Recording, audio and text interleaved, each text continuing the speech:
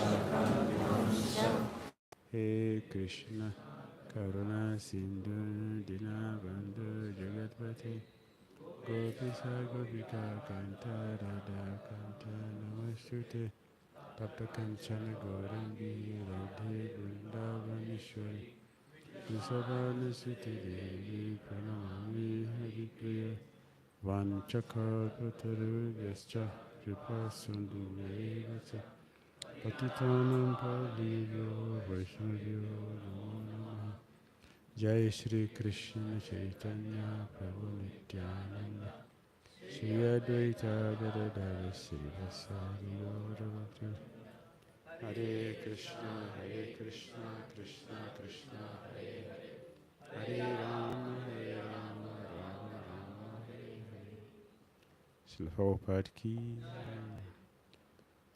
Narottam Das Sakura Ki Hare Krishna.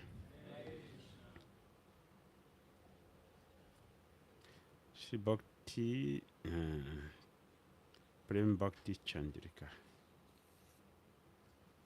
Chapter 3 Adhama Nivedana Self-Surrender. Text 1.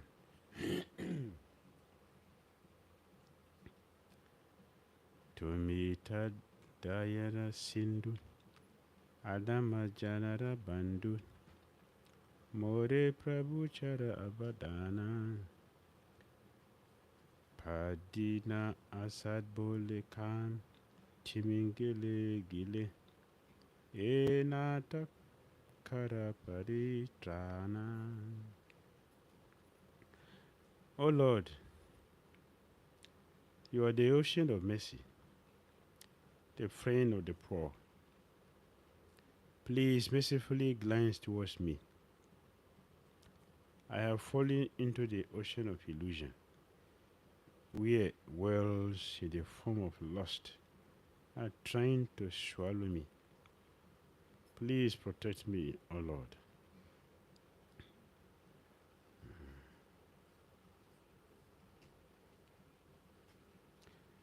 It's a prayer of self-surrender. Always begging for the mercy. Is a nature of pure devotees. The pure devotees never feel that they are very strong. They do not feel they are independent. They never feel that they can do anything without the mercy. So we see the pure devotees are always begging. They're always begging for mercy. By this, they are teaching us what we should do. What is our position? Our position is that we have been swallowed by whales and timińgile.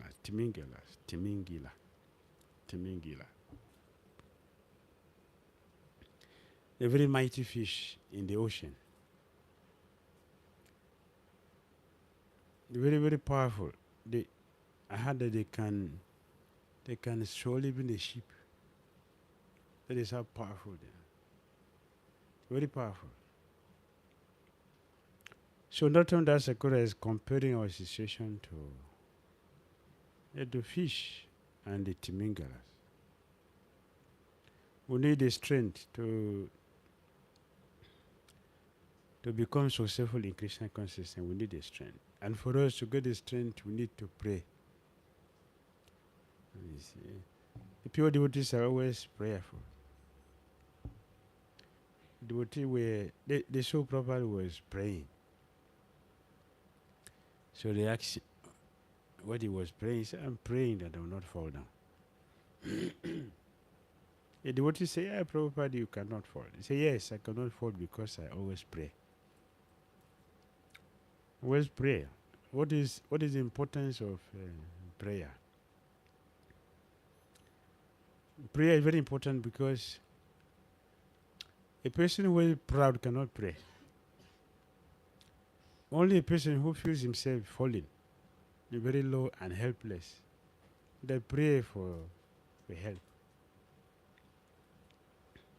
So prayer makes one very, very sensible. That we know our limitations. We know we always need help at every stage of our life. We always need help. And prayer does not cost anything. You don't need incense. You don't need gile lamp. You don't need a temple. You don't need deity. You need nothing. You don't need interpreter. Nothing. Just our mind and our hands fall together to present our case before the Lord. Like a child is praying, is begging for the mercy of the parent because they are strong and the children were very weak. So we need this. So that's the correct teaching. The position of the Lord that is very, very merciful, so merciful. The Lord is very merciful. That is why we can be successful. If He has to look into each and every account of our whimsical activities, it will be very difficult for anyone to get delivered. Just the offense of turning our face away from Krishna is sufficient for us to be condemned. It's an insult on the Lord. But the Lord is very kind, He's very merciful. Listen to us. So, our charity, the teachers had to pray. And I was like, in Chaitanya Bhagavad, this is a prayer. Please do not take my offenses seriously. Don't take my offenses seriously. Look at me with mercy. And place your lotus field on the throne of my heart. This devotee is praying and begging for the Lord. So he said, please mercifully glance towards me. And always pray to Srimati Radharani. When will you place a glance of mercy upon me? When that day will come, when you glance upon me mercifully. When Srimati Radharani glanced towards us with mercy Of course, her glance is always full of mercy. When she will glance upon us, that will be the success of her life. The success. So that prayer Lord Shiva offered to Srimatharan is begging. At the end of the prayer is begging. When you place a glance of your mercy, a sidelong glance upon me. This is the consciousness of a devotee. That we are always remembering the position of Krishna, we remember our own position. So we beg for mercy. Please mercifully glance towards me. I have fallen into the ocean of illusion. We are worlds in the form of lust are trying to swallow. They already swallow us. We are swallowed. Please protect me, oh Lord.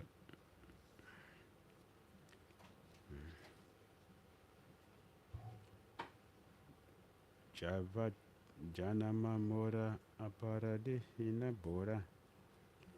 Niskapate na bhajinu toma. Tatapi hatumi gatina chadi hapranapati muni samana kila adhama. Since my birth, I have committed unlimited offenses, and I have not worshipped you without duplicity. I always remember Bhakti Thakura's way. There is no sin, there is no offense which I have never committed million times. How will I tell you my shameful story, my shameful situation? Such a shame. There is no sin which I have not committed million times. This is my situation. Bhakti Thakura's way. They have not committed any sin or offenses, but they are teaching us how we should pray, the way we should see ourselves. I have not worshipped you without duplicity.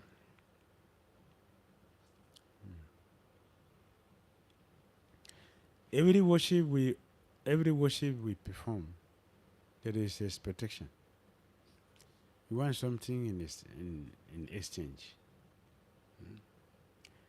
To worship somebody.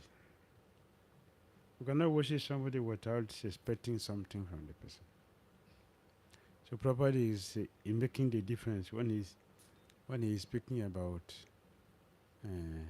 worship and what is that? Worship and what? Be that verse 640. 640. 647. 47. Yeah, bhajan, yes. Yes, bhajan. 47 is 47, the last one.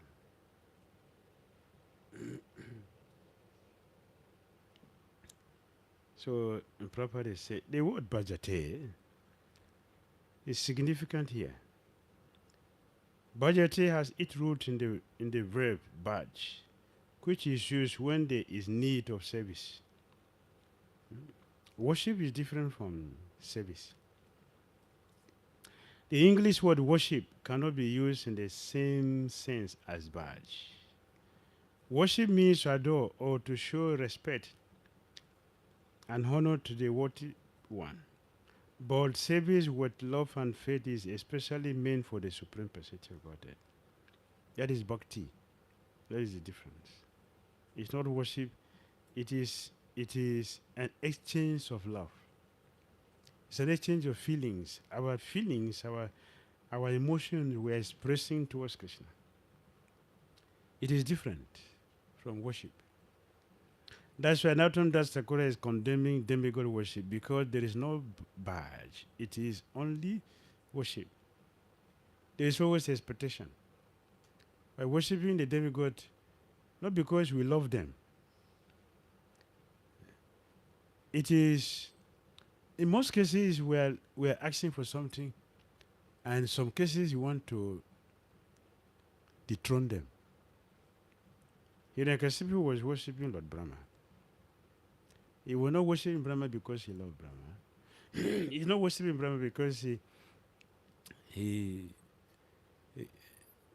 he respects him and he think he's an important person. He simply want to get power from him so he can push him out of his post and become the Brahma. That is the purpose of his worship. Vrkasura worship Lord Shiva. He worshiped Lord Shiva because he liked Parvati. So he wanted Parvati. So he worshiped Lord Shiva. And when they boon that if you give me, I will kill you. So I will take your wife. But we don't worship Krishna because we want to take his wife.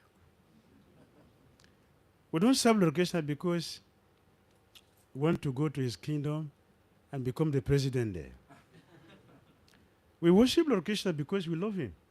There's a difference. So, the word bhajate, it is only for Krishna. It's only for Krishna. We love him. We want to go and serve him there. We are preparing for putting ourselves in the position that we can give him the best service, with best enjoyment. That is the difference. Devotee want to please Krishna. We want to make Krishna happy. Want Krishna's enjoyment. That is the thought of devotees. They constantly think how Krishna can be happy and Krishna can be pleased with our service. That is the meditation of pure devotees. And Krishna glorified that in native devotion. Right from the beginning, Krishna is glorifying his devotees. My devotee does not want anything from me. He didn't say that about demigods. My devotee never want anything from me. Even when I ask him for something, what do you want? You are doing something for me. The devotee said, service. I am doing what I'm doing so you can give me service. And Prahlad Maharaj is telling Lord Nrsimhadev,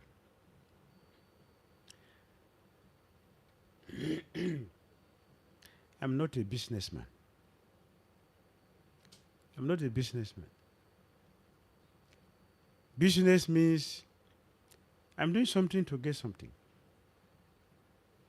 That is business. Prahlad Maharaj said, that is not my relationship with you. My relationship with you is that my duty is to give you pleasure with my service. That is bad. That is what I have with you. I don't want anything from you. If I want something, then that is business. So not only that, Sakura said, I have never worshipped you without duplicity. If what people do with Krishna, we go to the temple. How many of us say, just one day ask Krishna how you are doing? Who have asked Krishna that? How are you doing today? Yeah? Duplicity. It's not from that Sakura. It's duplicity. Krishna has no feelings. He's not a person. Krishna doesn't have any desire. Are we looking to Krishna's desire? We are looking at Krishna. We are asking Krishna. Even if we offer service to Krishna, our duty is to check and see if he likes it. That is love. We want to make the person we love happy with our service. That is devotional service. This is what is called devotional service. Our service is devotional because it is pleasing to Krishna. It is made for Krishna's pleasure. As a devotee, this is self-surrender. We saw that the gopis are not just self-surrender. The gopis are self-forgetful. That is their position. Self-forgetful. They don't remember themselves. They only remember Krishna. The gopis will go to the bank of Jamuna to fetch water they want to use in cooking. They will sit down from morning till night talking about Krishna. In the night, they come back to the house without fetching the water. Atma, the Vedana. They didn't remember to fetch water. So they went to Jamuna not for water. Water was just the means to take them. Like we give something, we give a gift to somebody. Rupa Goswami said the gift will develop love between the two people.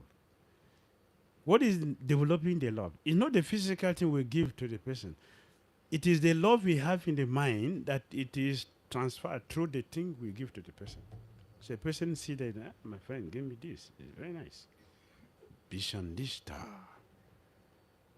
This is nice. It's the feelings I have in mind that is transferred to the person. Because the idea of giving a gift is what? I want to make you happy. This is bhakti. This is love. From those who have given their heart to Lord Krishna. And Krishna requested for that. Madmana, give me your mind, give me your heart. Krishna asked for it. Give it to me. This is a relationship we should have with Krishna. To give the heart to Krishna. That is bhakti. So, duplicity is not part of bhakti. Our acharyas are very, very careful. They are looking into what we do. It's not just about doing something. Bhakti is not about doing something. It's about doing what we're doing and checking if it is pleasing the person we're doing it for. He has to enjoy it. That is the idea. That is the difference between love and lust. Lust, I have something to expect. I have something in return. So in the material world, we don't have that. All our relationships are miserable because we don't know what is love. We are entertaining lust instead of love. In the dealings of love, there is no taking, no mentality of taking. The idea of taking is zero. It is giving that is prominent. Giving. Had to give. So the pure devotees, they do everything they are doing or they will ever do in their life. With intention. Let Krishna be pleased with this. That is the difference. So they don't feel we are sacrificing anything. They don't sacrifice it. But we are sacrificing something. We are sacrificing our sense gratification to get something better. So it's a sacrifice. We are sacrificing our pleasure by studying the scriptures to understand Lord Krishna. Therefore, Bhagavad Gita calls it swadhyaya. It's jagya. Because it's a sacrifice. But Gopi doesn't do jagya. Their dealings is not a sacrifice. It is a natural thing, the natural flow. So they don't sacrifice anything that like we are sacrificing. Giving up something to get something better. That is our situation. It is duplicity. It is still tainted with some selfish desire. So not only that is my situation. I've never worshipped you without duplicity. Nevertheless, although this is association, this is our association that my dealing with you is based on duplicity. I'm always expecting something from you. Still, you are my only shelter. You're my only shelter. Beautiful prayer Lord Shiva offered to Krishna. I always enjoyed it. I like to hear it every day. Lord Shiva is praying to Lord Krishna. Lord Shiva said, Lord Krishna, the Krishna consciousness is full of hope. Is it not? Don't see? Krishna consciousness is full of, yes, scientific hope, not just a speculative one. Scientific one. Authentic. So Lord Shiva has offended Krishna by fighting with him. We're talking demigod worship. Kashiraj worship Lord Shiva. And Lord Shiva was very pleased with this. What do you want? He said, I want to kill my enemy. And who is the enemy? Lord Krishna. So Lord Shiva said, prepare for a battle. Prepare for the battle. He didn't tell Lord Shiva. This is the problem. Duplicity. He didn't tell Lord Shiva the person who is his enemy. Of course, Lord Shiva knows. He knows. So, I want to defeat my enemies. Please give me the power to defeat my enemy in battle. Lord Shiva said, prepare for a battle. Prepare. So, Kashiraj came out very happily, was smiling. Yes, look behind him. Mahadev is with me with Pashupata weapon. So I'm going to win the battle. He was going smiling. You're going to fight the Supreme Lord smiling? That is ignorance. You can smile only if you're a devotee. The demon, you're going with fear. So he hid his fear. He had his fear because he's thinking Lord Shiva is with me. So, and Lord Shiva was following him. When they go to the battle, it's Lord Shiva, Lord Krishna. Lord Krishna, he has a fight with. It's okay. You are in a battle. What to do? You have to fight. So Lord Krishna killed all his he killed all his soldiers, remaining himself. When Lord Shiva showed that his disciple is in trouble, Lord Shiva is going to kill him, he sent his Pashupata weapon. And Lord Krishna sent his Sudarsana chakra. When Pashupata weapon of Lord Shiva he showed the supreme power from Sudarsana chakra. He surrendered. Out of fear, he surrendered to Krishna. He took shelter. He surrendered. Out of fear, he took shelter. When he took shelter, surrendered to Krishna, the Sudarsana chakra left him and came after Shiva. Lord Shiva was in anxiety. He looked all direction. He looked all direction. Lord Krishna told Sudarsana chakra, just circle him. Let me see where he will run to. So he circled Lord Shiva. Lord Shiva was inside the fire. So where will he run to? Across the fire? You pass through the fire and not be burnt? Lord Shiva was seriously in trouble. So he realized that, oh, I made a mistake to fight with Lord Krishna. So he also surrendered to Krishna. And Sudarsana chakra stopped burning him. So Lord Krishna said, Lord Shiva, why did you decide to fight with me? This low class may is not better than an ant. Why do you choose to fight me because of this significant ant? Now I can realize that there's no one in this material world who hate me like you. You hate me. Lord Shiva said, my Lord, you gave me my false ego. You see, Lord Shiva, very bright, very bright. You gave me this false ego.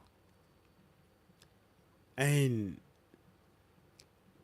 you allowed this to work on me. So I lost my sense. So it's not my fault. It's not my fault. If I don't have this false ego which you gave to me, I wouldn't have behaved like this. So please, forgive me and correct me, and remove this false ego from me so that I will not misbehave again. Hare Krishna. Comments or questions?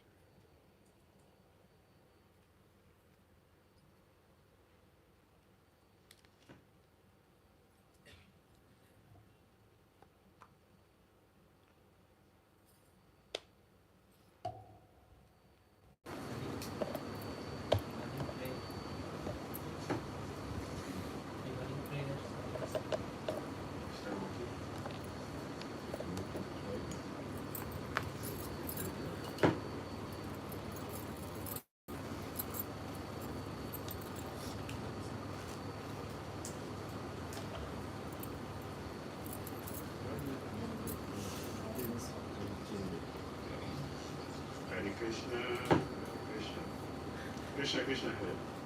Hungry?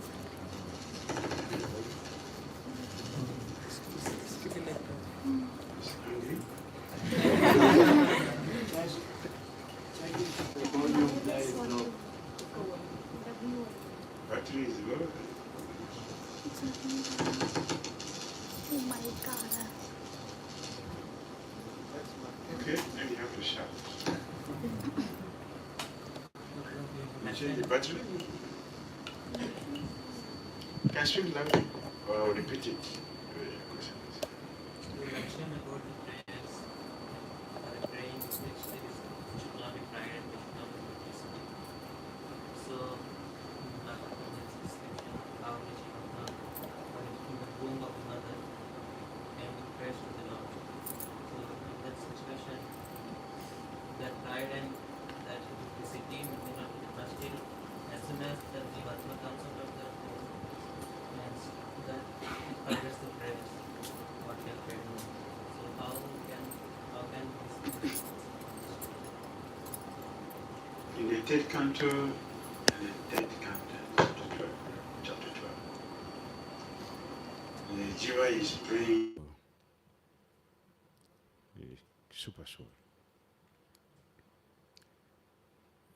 While the soul is in the womb helpless, our situation is different. But what I mentioned, we are praying seriously. You see the best? It's praying seriously. There are many prayers, so many prayers there. To help us, let me get out. If I get out, I must surely worship you. There's so many prayers. I, the pure soul, appearing now bound by my activities, I'm lying in the womb of my mother by the arrangement of Maya. I offer my respectful obeisances unto him who is also here with me, but who is unaffected and changeless. He is unlimited, but he is perceived in the repentant heart. To him, I offer my respectful obeisances. So this is a prayer. All of us have made this prayer many times. So what happened? As soon as we get out, we forget. We don't remember it again. We don't remember that having even though we have seen so many children giving birth to, like but we don't think that is our situation. Well, I'm different. What is the problem? When we get out, we forget everything. We don't even remember that we ever made such a prayer to Christ. Here he's praying and realizing that with him, with us in the womb, the super soul is here and is seeing. Parikshit Maharaj was he saw the super soul. He saw Krishna who entered his mother's womb and gave him protection. When he came out as a child, he was looking at everybody who was present. Who is looking for? Who is the one who protected me in the womb? I want to see the one who protected me in the womb.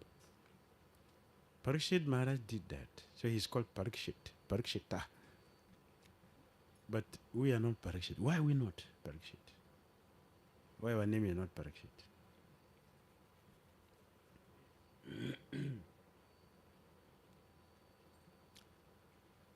When we are free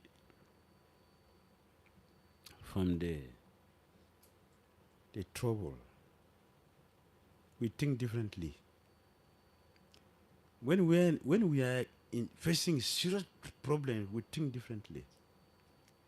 When we are free from the problem, we think differently. all the intelligence, all the senses that we had when we are in trouble, I will do this, I will do this, I will do this, it will disappear. The moment we are free from that problem, we fall again into the same problem until we have the same problem again. Then we go to our senses again. Like when somebody is very, very, very poor. If I get money, all of you get share of my wealth. All of you. When I get money, I will not allow any one of you to suffer. Maharaj Drupada.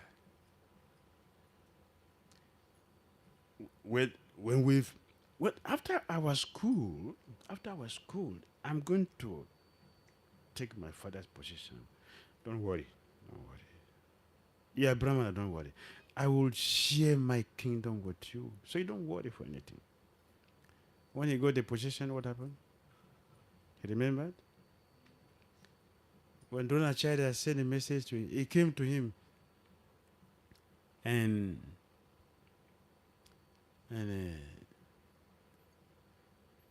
at the gate, he rang the bell. Not a small hole. So he looked there. Say, who is that? Your friend. Maharaj had a friend? What did you say? Friend? Have you seen a big man and a poor man being friends before? Have you seen that before? Is it beginning in my life? What is our connection? Big man, a poor man? A friends? How? Friends are of equal level, not the opposite. If in a group of wealthy people, do you see a beggar there? Do you see a beggar participating? If he comes, he coming to beg, and they will not allow him to come there. So Draupadi Maharaj said, what is this nonsense you're talking? It's a disgrace that I'm a friend to a person like you. Why Parvati, father, Daksha doesn't want Shiva to be his father-in-law. He is nobody. It's a shame. It's a shame for me to marry my daughter to. It's a disgrace. When in my daughter's wedding, I want people to come from different parts of the world to attend the wedding. I don't want the people wearing bathroom slippers to attend my daughter's wedding. That is a disgrace. I don't want. So this is the situation with us, conditioned souls. One experienced man, he wrote a book. And that book, he mentioned so many things that change a man in this world. One, a woman can change a man. Two, circumstances can change a person. Three, wealth can change a person. Power can change a person. All these things can change a person. They have the potency to change any person. So, what is the problem that after this beautiful prayer with the full realization, what is the problem that after coming out of the womb, we don't remember this, we forget it? As soon as the soul appears, what's the first thing imposed on the child? What's the first thing? First disease that we impose on our children. What's the first thing? Think very carefully. What's the first problem we impose our child, that the child has to grow with this disease till he change that body?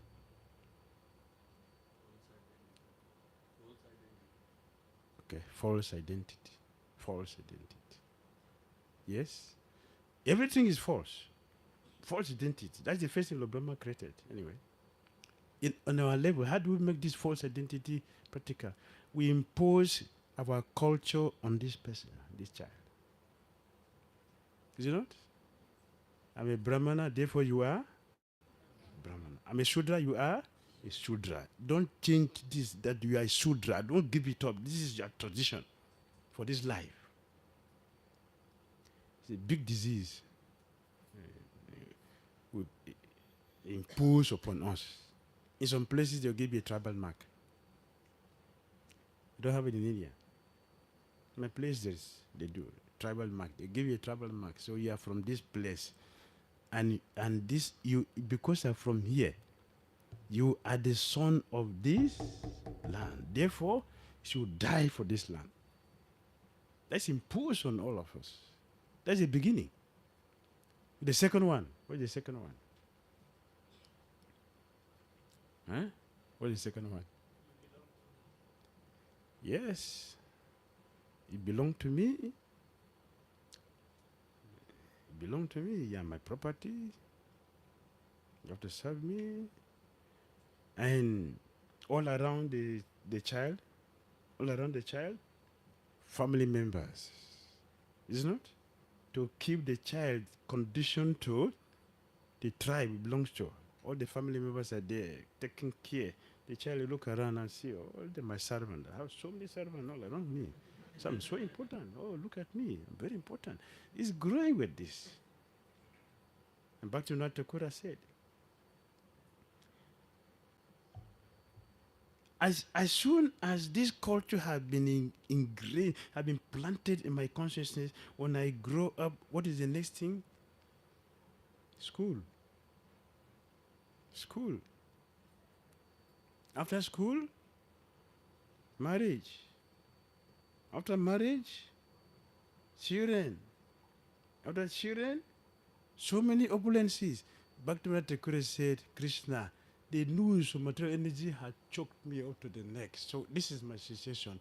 I'm helpless. What can I do now? Bhakti Thakur. This is how we get degraded, and forget a beautiful prayer which we offered to Lord Krishna. Everything disappeared from our head. Go to school, what are you going to learn from the school? What do you learn from the school? You are this body and nothing more than that. You are this body. Therefore, give 100% attention to this body. If you don't do that, you are a fool. That's our education. Intimidated in all directions. So, how will you forget this? How will you remember Krishna? You forget Krishna. We say Maya is very strong. How strong is Maya? That we don't know. But Maya is really very strong. That makes us to forget how powerful she is. And we will continue to struggle with this samsara. Therefore, prayer is important. To pray, Lord Krishna, please help me. Bhakti Thakur. I love his prayer. It's so direct. Very nice. It deals with every aspect of our life. Bhakti Thakur's prayers. Every aspect. Look at it very carefully, you'll see. He's talking to me. If you are making advancement. If you are not making advancement, or you're talking to them. If you are making advancement, he's talking to me. Therefore, I should change. I should try. I should be. I should feel. It's shame. Let me try to take shelter of this process very nicely and get out of this place. Narottam Das Thakur ki, Srila Prabhupada ki, Bhakti Thakur Mahasaya ki. Hare Krishna. Thank you very much.